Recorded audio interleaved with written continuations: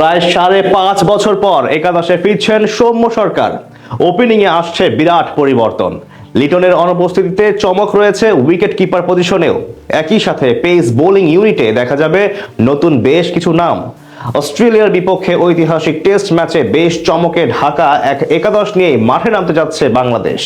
নাজমুল হোসেন শান্তর নেতৃত্বে তবে কারা থাকছেন টাইগার একাদশে, সেটা নিয়ে বাকিটা জানবো রিপোর্টে। জল্পনা কল্পনা শেষে চূড়ান্ত হলো অজিদের বিপক্ষে প্রথম টেস্টের স্কোয়াড। শঙ্কা ছিল তারকা ক্রিকেটারদের না পাওয়ার, শেষ পর্যন্ত সেই শঙ্কাটাই সত্যি হলো। ইনজুরির কারণে স্কোয়াডে জায়গা হয়নি নাহিদ রানা, লিটন দাস কিংবা শরীফুল ইসলামের। অজিদের বিপক্ষে তাই নিজেদের সেরা একাদশ মাঠে নামানোর সুযোগ পাচ্ছে না বাংলাদেশ। যদিও এই তিন তারকা না থাকলেও টাইগারদের একাদশে আসতে চলেছে বিরাট চমক। বিশেষ করে ওপেনিং পজিশন ও পেস ইউনিটে থাকছে বেশ কিছু পরিবর্তন। ওপেনিং এ ফিরতে পারেন সৌম্য সরকার। সবশেষ প্রায় ৫.৫ বছর আগে টাইগারদের হয়ে সাদা জার্সি গায়ে জড়িয়েছিলেন সৌম্য। এরপর আর লঙ্গার ভার্সনে আন্তর্জাতিক ক্রিকেটে খেলা হয়নি তারকা এই ব্যাটারের। যদিও মাঝে ঘরোয়া ক্রিকেটে নিজের ব্যাটিং সামর্থ্যের প্রমাণ দিয়েছেন সৌম্য। হয়েছেন এনসিএল এর সর্বোচ্চ রান সংগ্রাহকও। সাদমান ইসলাম, মাহমুদুল হাসান জয়ের মতো ব্যাটাররা যখন নতুন বলে বারবার ব্যর্থ হচ্ছেন, ঠিক তখনই সৌম্যকে আবারও জাতীয় দলে ফিরিয়ে আনার সিদ্ধান্ত নিয়েছে টিম ম্যানেজমেন্ট। তার উপর আবার অ্যাওয়ে টেস্টে সৌম্যর পারফরমেন্স বেশ আশা জাগানিয়া। সব মিলিয়ে ওপেনিং পজিশনে সৌম্য সরকার হতে পারেন টাইগারদের পারফেক্ট চয়েস। সৌম্যর পার্টনার হিসেবে ইনিংসের গোড়াপত্তন করতে পারেন সাদমান ইসলাম। যদিও ব্যাট হাতে ছন্দে নেই এই বাঁহাতি। চলতি বছরে ৪ ইনিংস ব্যাট করা সাদমানের সর্বোচ্চ ছিল মাত্র ২০। তবে অভিজ্ঞতার বিচারে এগিয়ে থাকতে পারেন এই ব্যাটারি।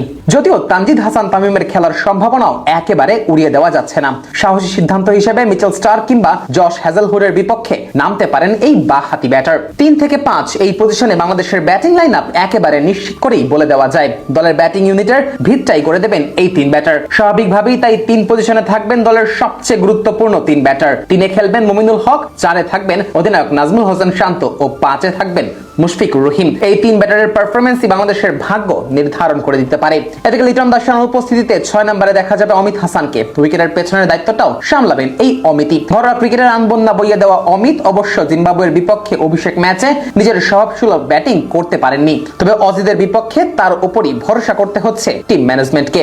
৭ নম্বরে অলরাউন্ডার হিসেবে দলে থাকবেন মেহেদী হাসান মিরাজ। ডানহাতি অফ স্পিনিং বোলিং এর পাশাপাশি ব্যাট হাতেও কার্যকর ভূমিকা রাখতে সক্ষম তারকা এই অলরাউন্ডার। এছাড়া অন্য স্পিনার হিসেবে থাকবেন তাইজুল ইসলাম। দেশের ইতিহাসের সর্বোচ্চ টেস্ট উইকেট নেওয়া এই বোলারের উপর দায়িত্ব থাকবে অজি ব্যাটিং লাইনআপে ধস নামানোর। পেস বোলিং ইউনিটে নাহিদ রানা ও শরীফুল ইসলামের ঘাটতি বেশ ভোগাবে বাংলাদেশকে। নাহিদের পরিবর্তে অবশ্য একাদশে সুযোগ পাবেন হাসান মাহমুদ। তবে শরীফুলের স্থানে কাকে খেলানো হবে সেটা এখনো চূড়ান্ত হয়নি। খালেদ, ইবাদত কিংবা মুশফিক হাসানের মধ্যে যে কোনো একজনের জায়গা হবে একাদশে। আর পেস ইউনিটে নেতৃত্বটা দেবেন অভিজ্ঞ তাসকিন আহমেদ। সবকিছু ঠিকঠাক থাকলে এমন একাদশ নিয়েই আগামী ১৩ই আগস্ট অজিদের বিপক্ষে প্রথম ম্যাচে মাঠে নামবে টাইগাররা।